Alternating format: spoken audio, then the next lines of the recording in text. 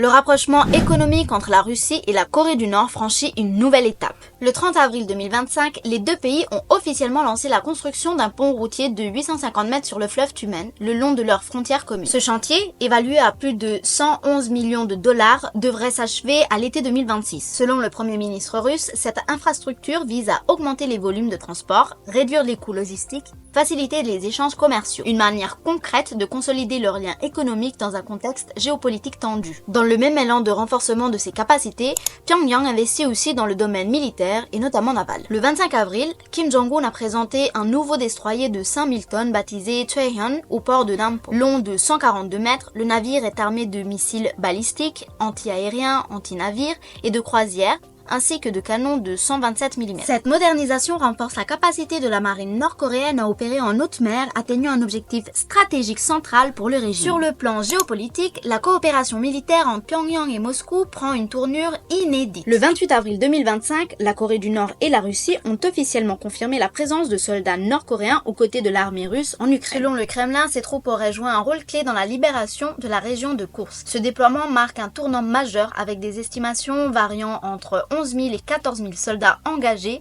même si les pertes humaines nord-coréennes restent inconnues. Une étape symbolique dans l'alignement stratégique des deux régimes. Dans la continuité de cette opération, la formation militaire entre les deux pays s'intensifie. Le même jour, le ministère russe de la Défense a diffusé des images montrant des soldats nord-coréens en plein entraînement sur le sol russe. Ces exercices incluent le lancer de grenades, le combat en terrain ouvert, la guerre de tranchées et la lutte anti-drone. Un signal clair du renforcement militaire bilatéral et de la volonté des deux États de consolider leur alliance face à l'Occident. Pendant ce temps, sur la péninsule coréenne, les tensions entre les deux Corées restent vives. Le 8 avril, une dizaine de soldats nord-coréens ont franchi la ligne de démarcation dans la zone démilitarisée, DMZ. Cette incursion a immédiatement entraîné une réponse de l'armée sud-coréenne qui a effectué des tirs de sommation. Les soldats nord-coréens se sont alors repliés sans affrontement ni blessés. Cet incident nous rappelle la fragilité permanente de la paix sur la péninsule.